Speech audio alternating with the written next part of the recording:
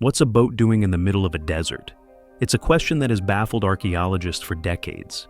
In the heart of Egypt, far from the nearest shoreline, an astonishing discovery was made: ancient ships buried beneath the sands of Abydos.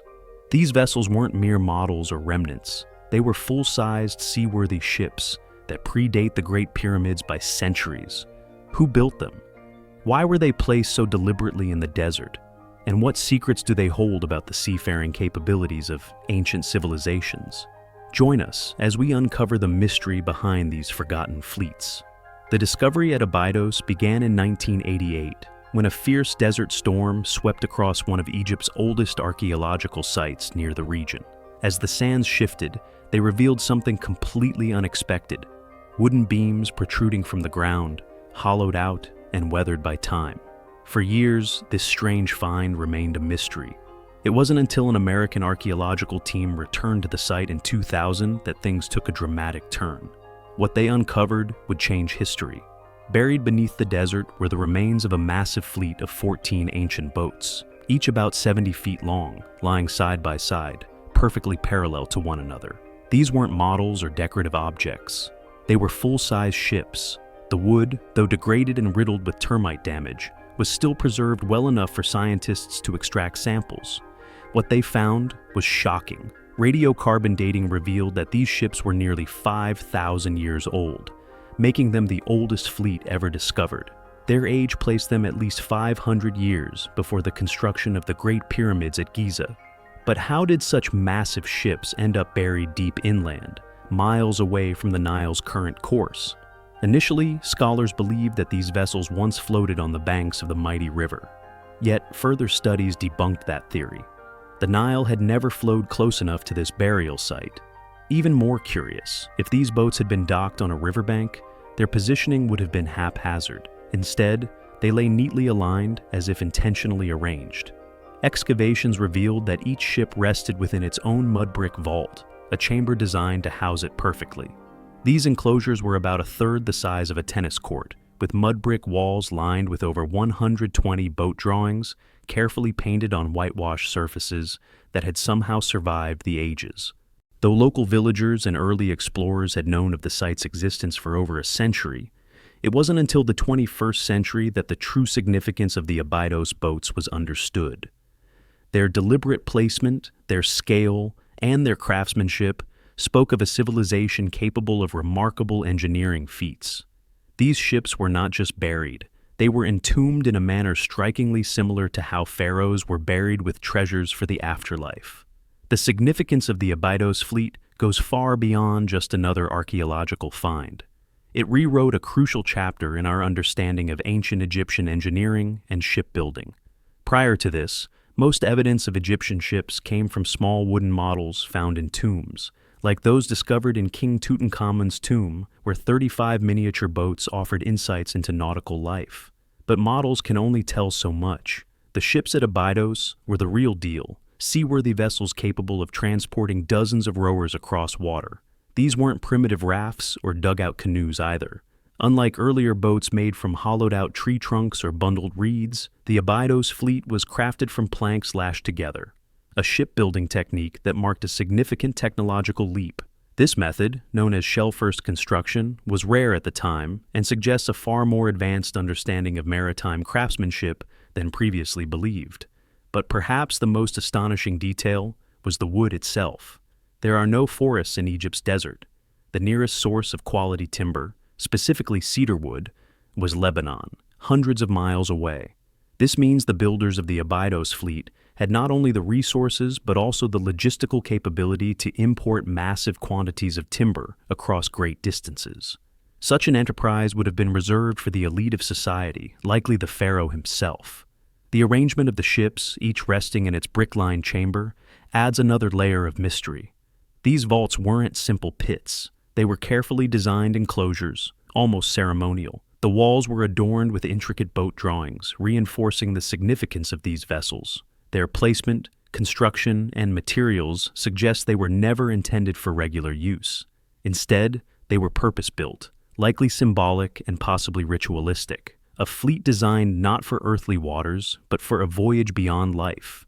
The Abydos fleet, therefore, wasn't just a collection of ancient ships. It was a monument to early Egyptian ambition, showcasing their technological prowess and spiritual beliefs.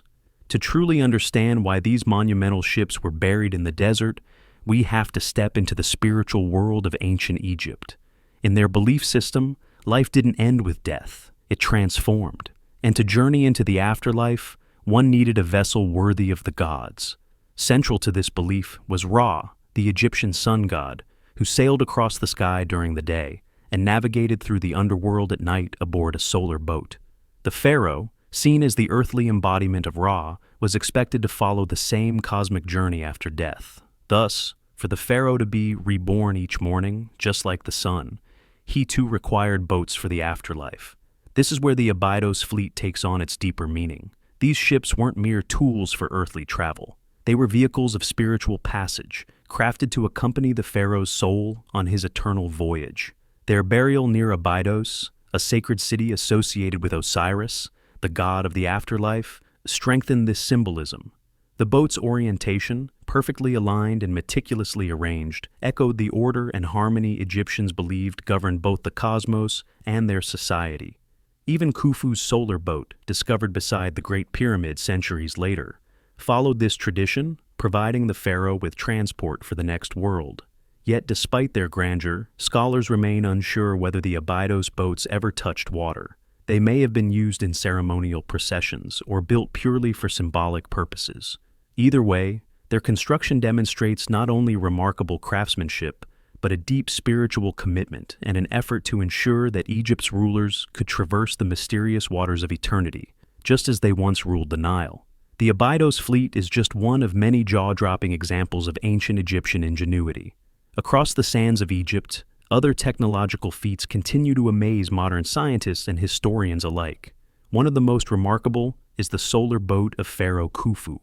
Discovered in 1954 near the Great Pyramid of Giza, this vessel, unlike the Abydos fleet, was almost twice as long, stretching 143 feet, and was carefully disassembled and buried in a pit to accompany Khufu in the afterlife. The precision and craftsmanship of Khufu's boat mirror the sophistication seen at Abydos. Constructed with cedar wood planks tied together using rope, a method known as sewn plank construction, the boat's design was so advanced that when it was reconstructed, it floated perfectly. It demonstrated that ancient Egyptians possessed not only religious motivations for their ships, but also real seaworthy engineering skills. But Egypt's engineering genius wasn't limited to shipbuilding. Venture south to Saqqara, and you'll encounter the Sarapium, a labyrinth of underground tunnels housing 24 massive granite sarcophagi, each weighing between 70 to 100 tons. These weren't ordinary coffins. Carved from a single block of granite, their surfaces were polished to a mirror, finished with precision so exact that even modern tools struggle to replicate it. How these giant boxes were transported through narrow tunnels and lowered into perfectly fitted niches remains a puzzle. The tunnels themselves were only slightly wider than the sarcophagi, leaving no room for hundreds of workers to maneuver. Some speculate the use of sand-filled chambers to lower the boxes, a technique requiring incredible skill and coordination. Adding to the mystery is the speculation that these sarcophagi weren't just for burying sacred bulls as traditionally believed. Some theories suggest they might have been sealed energy chambers, utilizing the piezoelectric properties of granite under pressure. The notion is controversial, but reflects the open questions surrounding ancient Egypt's technological prowess. Together, these marvels, whether ships buried in the desert, boats hidden near pyramids, or sarcophagi carved with uncanny precision, point to a civilization that blended spiritual belief with technological mastery, creating artifacts that continue to challenge modern understanding. While the Abydos fleet offers an incredible glimpse into Egypt's early mastery of shipbuilding, it's far from the only example of advanced ancient maritime technology.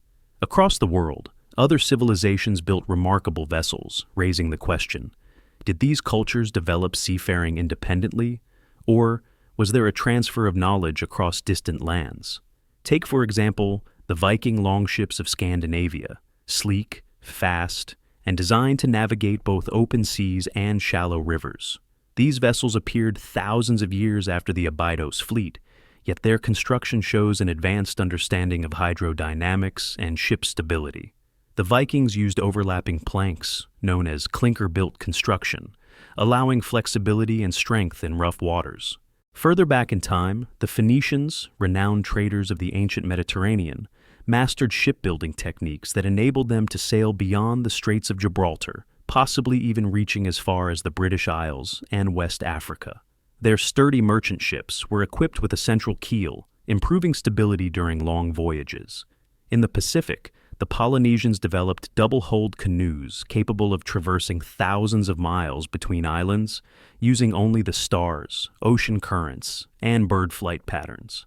They populated vast stretches of the Pacific Ocean long before European explorers dared to cross such distances. The Chinese treasure ships of the Ming Dynasty, built centuries later, dwarfed most vessels of their time. Some reached lengths of over 400 feet, carrying hundreds of sailors, soldiers, and diplomats on voyages across the Indian Ocean. These global examples raise intriguing possibilities. Was the Abydos fleet a unique innovation of early Egypt, or did it reflect a shared legacy of maritime knowledge that spanned continents? They invite us to question what we think we know, to peer into the ingenuity and complexity of early civilizations, and to consider the possibility that the ancients understood far more about the world, its elements, its challenges, and perhaps even its unseen dimensions, than we've yet realized.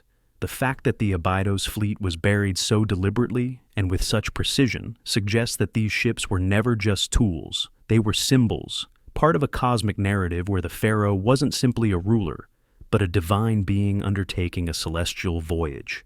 Whether they ever touched water in the physical world is beside the point. Their true destination was the afterlife, their true mission a spiritual one, guiding the soul through the journey of rebirth. And that's what makes them so extraordinary. In our time, ships are often seen as practical machines, yet in Abydos, they were spiritual vessels, carefully engineered to navigate a metaphysical realm. Every plank lashed, every chamber lined with bricks, every orientation chosen with purpose. It all reflected a worldview that merged engineering with religion, craft with cosmology. Even thousands of years later, these ancient boats stir something in us. They remind us that humanity has always looked beyond the horizon, not just physically, but philosophically. The Egyptians believed in a balance between the seen and unseen, in the power of ritual, and in the continuity of life, beyond death.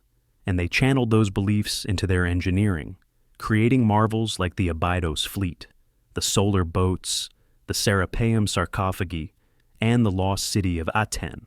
In many ways, the real voyage is ours. With every excavation, every rediscovered artifact, we get closer to understanding the minds and motivations of a civilization that helped shape human history. But as with all great journeys, the path is as important as the destination. And as long as there are buried ships waiting beneath the sand or cities waiting beneath the dust, the story of ancient Egypt and of human potential will continue to unfold.